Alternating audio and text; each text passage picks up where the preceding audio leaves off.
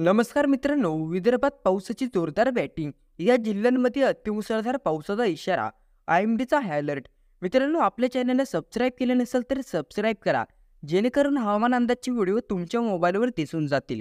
विदर्भासाठी दिलासादायक बातमी आहे, ती म्हणजे पावसाने जूनच्या शेवटच्या आठवड्यात पूर्व विदर्भातील काही जिल्ह्यांमध्ये अखेर पावसाने हजेरी लावलेली आहे.